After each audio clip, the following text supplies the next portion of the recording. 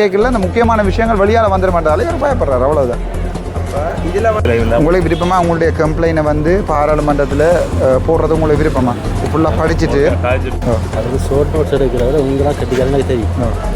அரசியல் எல்லாத்தையும் எல்லா பக்கமும் பார்க்கக்கூடிய மாதிரி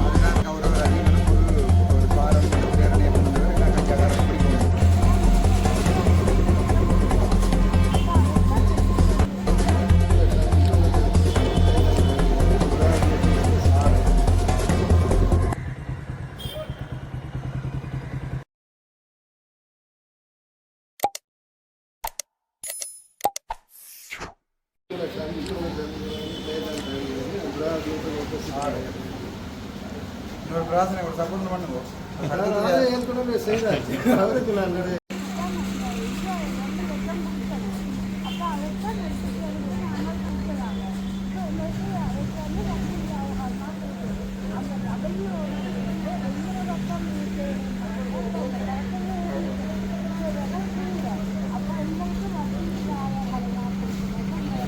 அம்மா என்னென்னா வீட்டில் நம்மள்ட்ட ஏதாவது இருக்கா, யாரோ ஒரு ஆளை பிடிச்சி சம்மந்தமாக கடிதம் கொண்டு எழுதி அந்த கடிதத்தை எனக்கு தந்தீங்கன்னா நான் அதை படிக்கிறேன். எனக்கு தெரியாத இப்போ நான் திடீர்னு அசித்ரோமைத்தில் மருந்து சொன்னால் உங்களுக்கு தெரியும். எனக்கு ஃபுல் டீட்டெயிலும் எழுதி தாங்க, நான் அதுக்குரிய வேலையை செய்யும்.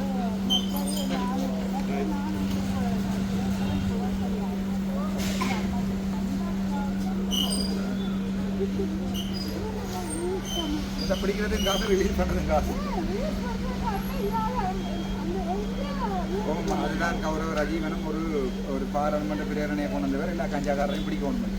ஏன்னா அவர்கிட்ட தான் போலீஸ் அம்மா, அப்போ அவரை பிடிக்கலாம் தானே, அவரே பிரேரணையை கொண்டு வர தேவையில்லை. அதான் நான் சொன்னேன். போலீஸ் உங்களுக்கு சப்போர்ட் பண்ணுவீங்க. இந்த மாதிரி மாநகர சபை எங்களை கைகளை வந்தேன்டால் பருத்துக்கிற மாநகர சபை இந்த கைகளை வந்தேன்னா நானும் ஏதாவது பருத்துக்கை கட்டணம் செய்யும்.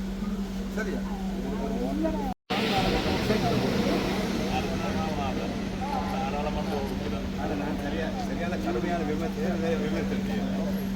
உங்களுக்கு விருப்பமாக உங்களுடைய கம்ப்ளைண்ட்டை வந்து பாராளுமன்றத்தில் போடுறது உங்களுக்கு விருப்பமா? ஃபுல்லாக படிச்சுட்டு போன வரதில் இருக்க அவளுக்குள்ள படிச்சுட்டு நான் உங்களுக்கு கால் பண்ணுறேன். இன்னொரு கடிதம் மட்டும் நான் பாராளுமன்றத்தை அடித்து அதில் சைன் பண்ண வேண்டி வரும். அதுக்கப்புறம் பாராளுமன்றத்தில் நான் போடுறேன், உங்கள்கிட்ட இதை போடுறேன். போட்டால் பிறகு கிட்டத்தட்ட 1 month 2 months செல்லும். அது பிறகு எங்கள் கமிட்டிக்கு உங்களை கால் பண்ணுவீங்கன்னா உங்களை வார காசு போகிற காசு எல்லாமே பாராளுமன்றமே தரும். இதில் யார் பிரச்சனைப்பட்டு நீங்கள் யார்கிட்ட பேரை குறிப்பிட்றீங்களோ அவ்வளோ பேரும் வருவினம் பாராளுமன்றத்துக்கு. நாட்டில் இருந்தால் வருவினம். அந்த வேலையை நான் செய்து வரணும் உங்களுக்கு. பட் இது நான் போட்டு இப்போ இவங்க எனக்கு கதை கேட்குறாங்களே தெரியும். நான் உங்களுக்கு போட ஒரு கொஞ்சம் நாள் செல்லும். ஒரு 2 3 அடுத்த மாதம் 6 8 6 7 8 தான் எங்கள் பாராளுமன்ற தேதி. அதுக்குள்ளே நான் இதை போடுறேன். சரி தான், சரி. அதுக்கு ஷோர்ட் நோட்ஸ் எடுக்கிறத உங்களாம் கட்டிக்கலாம் எனக்கு தெரியும். அரசியல் எல்லாத்தையும் எல்லா பக்கமும் பார்க்கக்கூடிய மாதிரி ஷோர்ட் தான் அரசியல் இருக்கிறது. நான் ஒரு வீடியோ 2 வீடியோ நான் கௌசல்யா லோயர் தானே, அது வந்து ஆக்ட் தானே இப்போ அரசனை பண்ணுற ஒரு ஆக்ட் கான்ஸ்டியூஷனை இந்த முறை மாற்ற போய் நம்ம நினைக்கிறேன். அதுக்கு முன்னே ஏற்கனவே என்ன மாதிரி இருக்கிறேன். நான் அதுக்கு சம்மந்தமாக ஒரு வீடியோ உண்டு கௌசல்யாட்ட சொல்லி என்றாலும் போகிறேன். அவள் லோயர் தானே, அவள் கான்ஸ்டியூஷன்ற அவன் ஒரு பாடம். நான் ஒரு டாக்டர் தானே, திடீர்னு லோவும் படித்து போட்டு பேரவாசியில் நினைக்கிறேன். நான் ஒரு வீடியோ ஒன்று போடுறேன். சரி தான், ஓகே, தேங்க்யூ. 10 மணிக்கா? வணக்கம் சார். வணக்கம். இந்த டிசிசி மீட்டிங் எல்லாமே வந்து சுமூகமாகவும் ஒரு மகிழ்ச்சியாக நடந்தது. ஆனால் நேற்று நடந்த டிசிசி மீட்டிங் மட்டும் கொஞ்சம் டிஃப்ரெண்ட் நடந்தது. அதுக்கும் இதுக்கும் என்ன வித்தியாசம்? என்னடா இன்றைக்கு இந்த பிரேசபை மீட்டிங்கும் வந்து கௌரவ இளங்குமரன் அவர்கள் தலைமை தாங்கிறது தான் இருந்தது. ஆனால் அதை கடைசி நேரத்தில் மாற்றி கௌரவ ரஜீவன் அதை செய்திருக்கிறார். ஏனெண்டா சில விஷயங்கள் அப்போது நாங்கள் கேள்வி கேட்கல, அதை சில பேர் வந்து அதை டீசெண்டாக பதில் சொல்லுவினோம், ஏலாட்டிலும் ஏதோ சமாளிப்பினோம்.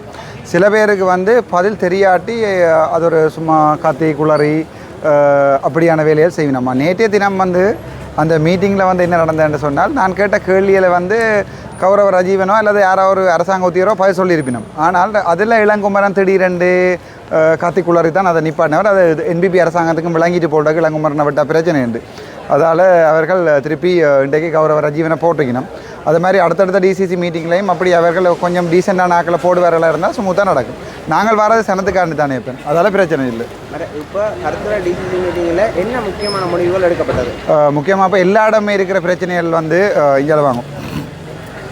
எல்லா இடமே இருக்கிற பிரச்சனை என்னென்றால் இந்த போதைப் பொருள் கடத்தல், மற்றது வீட்டு திட்டங்களுக்கு காசு கொடுக்கறது, பாதை போடுறது. அப்போ அதில் நாங்கள் எல்லா இடமே ஒரு பொது முடிவு எடுத்திருக்கிறோம். அது சம்மந்தமாக மீட்டிங் போட்டு தான் அது சம்மந்தமாக நாங்கள் பார்க்க போகிறோம்ண்டு.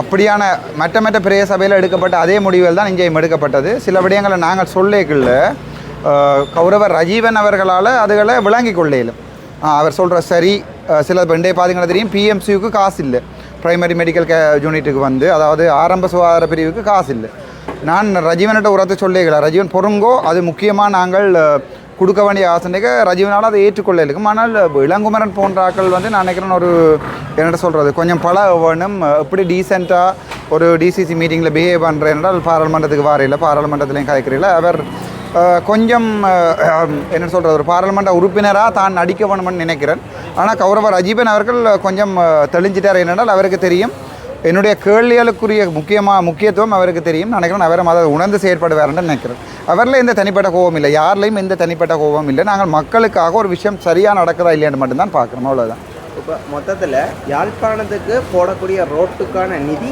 எவ்வளவு தொகை யாழ்ப்பாணத்தில் மொத்தமாக பெண் 1000 மில்லியன் இருக்குது அதில் 15 பிரதேச சபையால் பிரித்தா ஒரு பிரதேச சபைக்கு 60 மில்லியன் இருக்குது 3 கிலோமீட்டர் ரோட் தான் ஏ டைப் அல்லது பி டைப் போடல அது சி டைப்பில் போடலாம் அதாவது கிட்டத்தட்ட நடு ரோட்டில் இருந்து 5 மீட்டர் அங்காலையும் 5 மீட்டர் மிஞ்சால் இருக்கக்கூடிய ரோட்டில் 3 கிலோமீட்டர் தான் போடலாம் அதான் உண்மை ஆனால் இப்போ நாங்கள் ரஜீவன் நாக்களுக்கு எதிர்பார்க்குறேன் என்றால் நாங்கள் எல்லாத்துக்குமே ஒரு பிளானை பண்ணி வைப்போம் அப்போ அடுத்தடுத்த வருஷம் செய்வோம்ன்றது ஆனால் அதுண்ட கேள்விக்குரிய என்னடா அடுத்தடுத்த வருஷம் இந்த அரசாங்கம் இருக்குமா அவர்களால் போடையிலுமான்றது தான் நல்ல விஷயம் பண்ணுறபடியாக நான் சப்போர்ட் பண்ணுறேன் நீங்கள் ஒரு பிளான் எடுக்க போகிறீங்கன்னா ஆனால் மக்களுக்கு தெளிவாக சொல்லணும் இந்த அரசாங்கம் இப்போ காசு இல்லை அவைகிட்ட போடுறதுக்குரிய காசு இல்லைன்ற விளங்கப்படுத்தணும் நாங்கள் இதில் வந்து இதுகள் அக்குவர் அணிவராக கேட்கலேண்டா மக்கள் என்ன நப்பினமெண்டா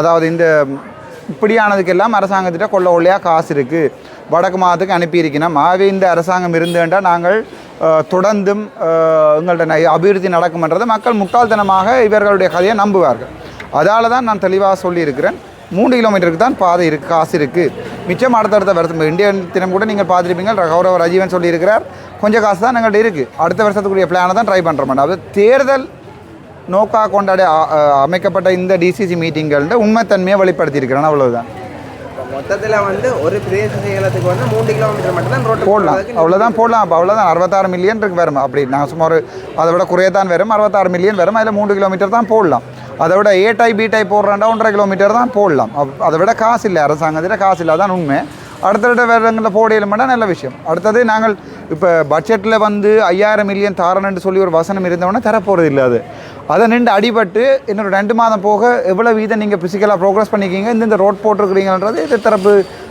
பாராளுமன்ற உறுப்பினர்களோட வேலை இவர்கள் பிளான் பண்ணி என்ன செய்கிறாங்கன்னா எங்களை கதைக்க விடாமல் உங்களுக்கே தெரியும் கதைக்க விட்டு நாங்கள் வடிவாக கதைக்கிறால யாழ்ப்பாணத்தில் நல்ல விடயங்கள் நினைக்கும் ஆனால் நாங்கள் கதை கேட்கல இந்த முக்கியமான விஷயங்கள் வெளியால் வந்துட மாட்டாலே இவர் பயப்படுறாரு அவ்வளோதான் அப்போ இதில் வந்து இப்போ பிரதேச செயலத்தில் வந்து சில முக்கியமான முடிவுகள் எடுக்கப்படுறது அது உடனடியாக நிறைவேற்றப்படும் ஒரு நாளுமே நடத்தப்படா இப்போ நாங்கள் எடுக்கப்படுற எந்த முடிவுகளில் இப்போ சின்ன முடிவுகள் கூட எங்களால் நடத்தலாமல் இருக்குது உதாரணத்துக்கு விவசாயிகள்கிட்ட 10% கழிவை வேண்டாமன்ட்டு சொல்கிற அந்த முடிவை கூட நடைமுறைப்படுத்தலான்ட்டு ஆளுநர் சொல்கிறார் ஆனால் அதில் நாங்கள் முடிவாக எடுக்கிறோம் கடிதம் அடிக்கிறோம் அப்போ சிலதுகள் செய்யலாது இப்போ சிலதுகள் வந்து ரஜீவனாலேயோ அல்லது அமைச்சராலேயோ செய்யலாது அதை எதிர்கடப்பு அரசியல்வாதிகளுடையும் சேர்ந்து எங்கள் எம்பிமாரோடையும் சேர்ந்து அதுக்குரிய திட்டங்களை வகுக்கணும் அதிൻ്റെ தாற்பயத்தை ஒரு சொட்டு விளங்கி கொள்கிறார் யாரென்றார் கௌரவ பாராளுமன்ற உறுப்பினர் ரஜீவன் என்றால் அவர் ஒரு பாடசாலை அதிபர் அதை கௌரவ இளங்குமரனுக்கு விளங்குறதுக்குரிய கைவீக்கம் இல்லை அதான் உண்மை ஆனால் அதை பற்றி எனக்கு கவலை இல்லை என்றால் இப்போ இளங்குமரன் வந்து எனக்கு ஏதோ பர்சனலாக காய்ச்சது நான் ஏதோ பொம்பளை அடிவேன்னு சொன்ன அந்த கதைகளால் நாங்கள் அரசியல் மாறாதப்போ இப்போ எங்களுக்குரிய பிரச்சனைனா இந்த பிரதேச சபையை அரசாங்கம் இல்லாத வேறொரு கட்சி பிடிக்குமா இருந்தால் அதில் நாங்கள் அடிபட்டு இங்கே அந்த 5000 மில்லியன் கேட்டு வேண்டி போடுவோம் அரசாங்கம் பிடிக்குமா இருந்தால் நாங்கள் ஏன் ரோட்டு போடலன்னு யாராலையுமே கேட்கலாமல் இருக்கும் அதோட இவர்கள் செய்கிற அந்த உதாரணத்துக்கு ஊழலை எதிர்ப்பண்டு வந்த ஆக்கள் செய்கிற ஊழல்களை கேட்குறதுக்கு யாருமே இருக்க மாட்டோம் எந்த கடைக்கும் எதிர்கடை இருக்கணும்னு உங்களுக்கு தெரியும் நான் இன்றைக்கு வந்திருக்காடி இந்த மீட்டிங் எப்படி போயிருக்க மாட்டோம் உங்களுக்கு வடிவாகவே தெரியும் அதோட இந்த பெருமளவான மக்கள் வந்திருந்ததை நீங்கள் பார்த்துருப்பீங்க நான் வாரது முக்கியமாக என்றால் விடயங்களை பகுத்தறிஞ்சு பொதுமக்களுக்கு பிரித்து சொல்கிறதுக்காக மட்டும் தான் நான் வந்து கொண்டிருக்கேன் அப்படி இருக்கும் பொழுது இப்போ வந்து அப்போ எடுக்கப்படுற இந்த ஒரு முடிவு நடைமுறைக்கு சாத்தியமற்ற விஷயம் இல்லை இப்போ அதன் ரஜீவனே சொல்கிறாரு நாங்கள் இப்போ எடுக்கப்படுற இந்த முடிவுகள் வந்து எதிர்காலத்தில் செயற்படுத்துவோம் மட்டும் தான் சொல்கிறாருடைய எடுக்கப்பட்ட எந்த முடிவுமே இந்த முறை இந்த பட்ஜெட்டில் செய்ய போகிறது இல்லை அப்போ இந்த மீட்டிங்கில் என்னத்துக்காக நடத்தப்படுது இது அரசியல் மேப்பன் இது ஒரு நாங்கள் தேசிய அரசாங்கம் நாங்கள் எல்லாத்தையும் செய்கிறோம் அரசியல் ரீதியாக தான் இந்த இதில் செய்யணும் அதில் அவை சொல்லிக்கொள்கிற நியாயம் நான் இன்னொரு 10 வருஷம் கழிச்சென்றாலும் நான் இதை செய்வேன்ன்றது. அப்போ நாங்கள் அதில் போகிறதுக்குரிய முக்கியமான காரணம் என்ன? இப்போ எனக்கு பருத்தித்துறை முக்கியமான இடம். ஏனென்றால் பருத்தித்துறையில் என்னுடைய ஊசி கட்சி பிராசனை போச்சிடுறார். அப்போ நாங்கள் இதை இதை வின் பண்ணுவமாக இருந்தால் இந்த பருத்தித்துறை பிரேசபைக்குரிய வர வேண்டிய காசுகள், பருத்தித்துறை பிரேசபை எப்படி டெவலப் பண்ணுறதுன்றதை நான் செய்வேன், என்னுடைய கையால் செய்வேன் பருத்தித்துறையில். ஏன்னா அதுக்கு யாரையுமே பார்த்து கொண்டு தேவையில்லை. பிரேசபையை நடத்துறதுக்கு அரசாங்கத்தின் காசை யோசிக்க தேவையில்லை. நாங்கள் அதுதான் நான் பருத்தித்துறைக்கு வந்தக்கூடிய முக்கியமான காரணம். நடப்பு நிலவரத்தை அறிந்து ஆட்சியங்களோட கையில் வருமாக இருந்தால் என்னென்ன நடவடிக்கை செய்யணுன்றதுக்கான தான் நான் முக்கியமாக வந்திருக்கேன். இந்த பருத்துறையில் வந்து பார்த்தோம்னா பெரும்பான்மை வந்து கடத்தொழில் சார்ந்த தொழில் செய்கிற ஆட்களே இருக்கணும். அப்படி இருக்கும் பட்சத்தில் அவர்களுக்கு உரிய துறைமுகங்கள் பெரிய பிரச்சனையாக இருக்குது. அது சம்பந்தமாக இங்கே முடிவெடுக்கப்பட்டதா? ஒரு முடிவும் எடுக்கப்படலைண்டா 280 மில்லியன் பெண் வடக்கு மாகாணத்துக்குரிய தந்திருக்கணும். அதை கேட்குற கேள்வியில் தானே அன்றைக்கு கௌரவ அமைச்சரும் கௌரவ இளங்குமரனும் ஆளுக்கு நிப்பாட்ராகுமரா அண்ட் எல்லாம் கத்தி பிரச்சனை நடந்தது. ஏனென்றால் அந்த 280 மில்லியன் எங்கே போகுது, போடுறீங்களா இல்லையா?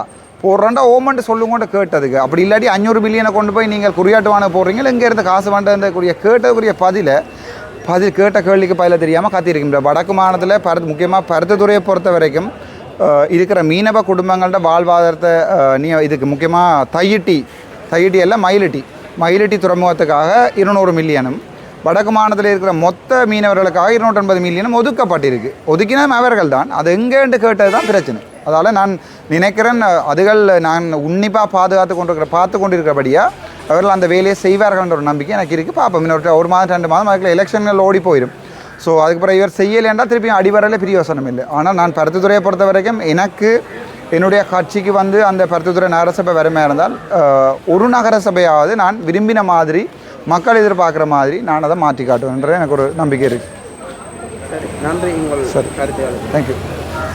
இங்கே போய் சாப்பிட்டு